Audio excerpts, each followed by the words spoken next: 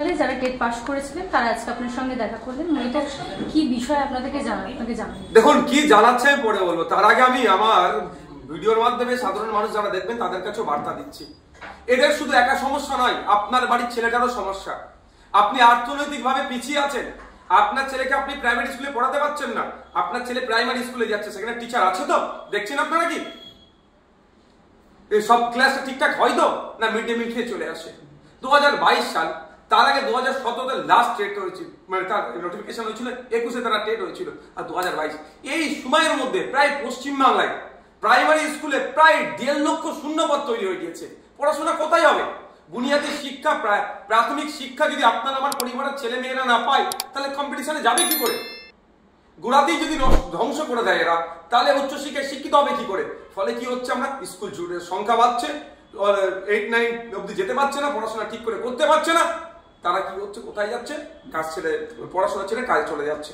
আজকে আমাদের 2022 স্টেট পরীক্ষার্থী যারা আছেন, তারা এসেছেন, তাদের দুর্দশার কথা শুনিয়েছেন এবং সাথে সাথে অনেক কথা বলেছেন, যেটা বাস্তবের সাথে আমার খুবই ভালো লেগেছে। একটা হচ্ছে এই 50,000 ভ্যাকান্সি ইমিডিয়েট ঘোষণা করা দরকার, আমি এর সপক্ষে। কারণ 1.5 লক্ষ মতো প্রায় শূন্য পদ আছে সমস্ত প্রাইমারি স্কুলগুলোতে, সেখানে 50,000 দিয়ে কিছুটা হলো যে ছেলেগুলো আপনার রাইট টু এডুকেশনের যে অধিকার থেকে বঞ্চিত হচ্ছে, কিছুটা হলো সুরাহা করা যায়। 1 নম্বর কথা, তাহলে 50,000 পরিবার বাঁচবে। এই 50,000 পরিবার বাঁচলে আরো 1 লক্ষ পরিবার উপকৃত হবে এদের দ্বারাই। তাহলে 1.5 লক্ষ পরিবার মানে প্রায় আপনার প্রায় 8 থেকে 10 লক্ষ মানুষ এই নিয়োগের ফলে উপকৃত হবে, প্রত্যক্ষ পরোক্ষ। একটা দিক অর্থনৈতিকভাবে উপকৃত হবে।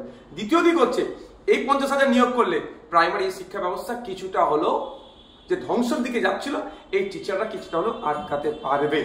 3 নম্বর পয়েন্ট যেটা হচ্ছে, সেটা আপনার আমার পরিবারের যারা যারা শুনছেন, শুনবেন আমার অডিও ভিডিওটাকে, যে কারা আমরা, কারা আর্থিকভাবে দুর্বল তো আমরা, আমাদের কি সামর্থ্য আছে?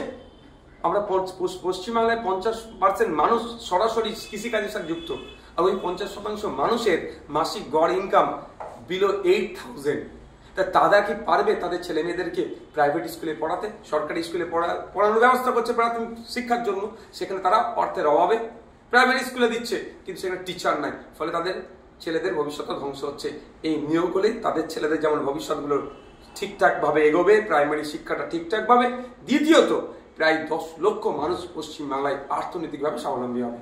তাই এদের দাবির সাথে আমি সহমত। আমি বিধানসভা সেশন আসছে, সেখানে আশা করছি তার আগে এটা হয়ে যাবে, তাহলে সেখানে অবশ্যই চর্চা করব।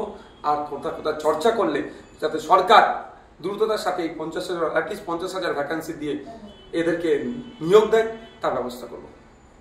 ঠিক আছে।